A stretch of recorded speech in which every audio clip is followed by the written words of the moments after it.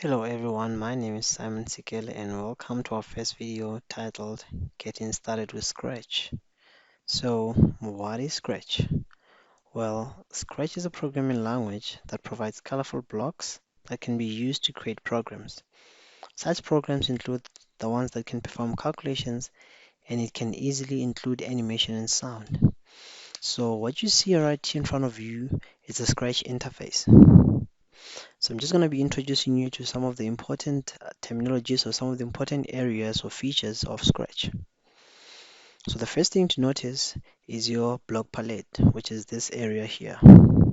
So block palette, it contains code blocks in different categories. As you can see, they have different colors. So take note of that. Second thing to look at is this area right here. It is our script pane, which is where we'll be dragging our code blocks. So we also have this area here, which is our stage, and this little sprite here, or this little cat here, is what we call a sprite. So now that I've introduced you to some of the features of Scratch, let's start with performing actions or giving instructions to our sprite. So we're just going to write a small program where we're going to try and animate this sprite to just move around the stage. So under motion, what I can do is I've got an instruction here called move. I can left click and drag it to my script pane. And when I do that, if I want to animate the sprite, I just left click on it. So every time I left click on it, you can see that it's moving. The next thing to do is actually I can make a loop or create a loop whereby I just want it to keep moving once I click once. So what I need to do is go to control, and I'm gonna find my repeat. So every time when I click it, it should repeat 10 times. And please take note of this.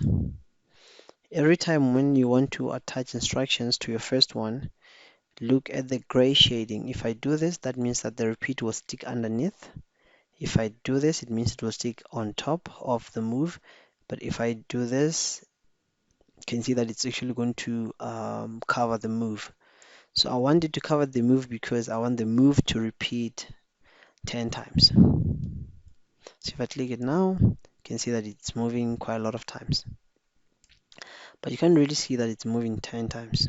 So what can you do? I'm gonna add another control, and I'm gonna go to a delay, which is wait. So I'm gonna left click and drag it, and I want to put it under the move. Why am I doing this? What I'm doing is that move and then delay for 1 second and repeat the process over and over. So if I click that now, you can see that it's actually moving.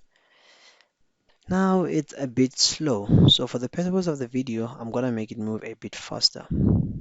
So if you want to change the delay or the wait, just click inside here. I'm gonna change the number to a 0.5. Take note, I'm not using a comma, but instead a dot. So I'll press enter to validate. So when I click that now, you can see that it's actually moving a bit faster. Okay, so let me just continue moving it. But then the bigger questions happens, what happens if I continue moving it and see it's now out of the screen? As you can see there, it's going out of the screen. So what do? I want to give it instruction whereby when it reaches this edge here, it can actually turn back. So I'm going to go and include under motion, there's instruction called if on edge bounce. So I'm just saying that once you reach the edge, bounce. So you literally turn back. So I need to take this. Be very careful when you click. You can see that I've got a gray shadow. So I leave it there. I drop it. Okay, so now if let me just drag my sprite back, put it here. If I run this,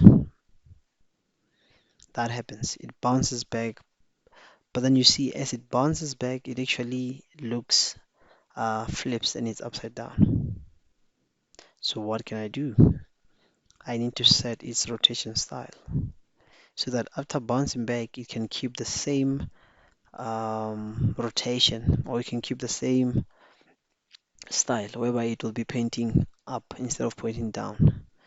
So I go and set the rotation style, I drag, and I put it underneath here.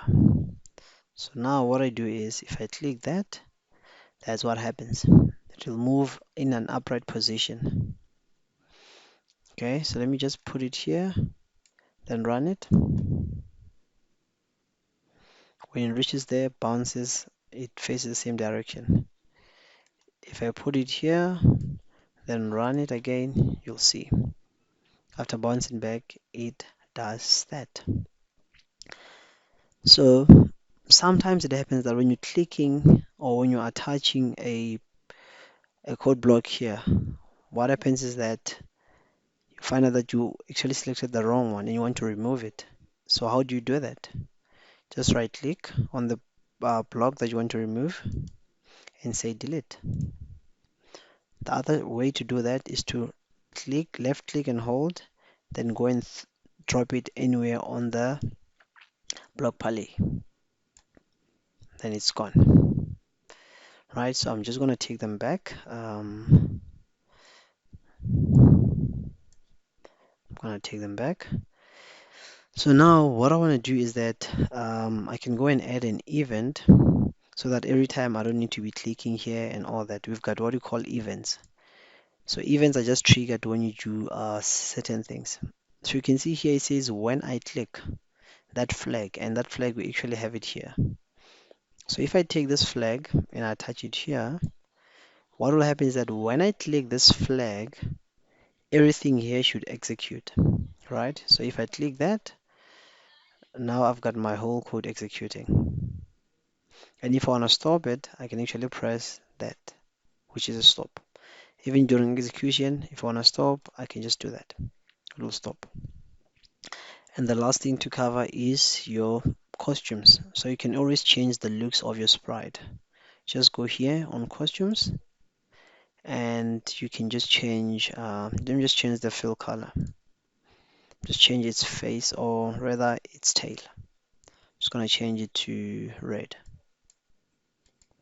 If I change it to red, that, if I go back here, you can see that my sprite has a red tail. So thank you for tuning in. That was our first video, getting started with Scratch, and we'll meet in the next one.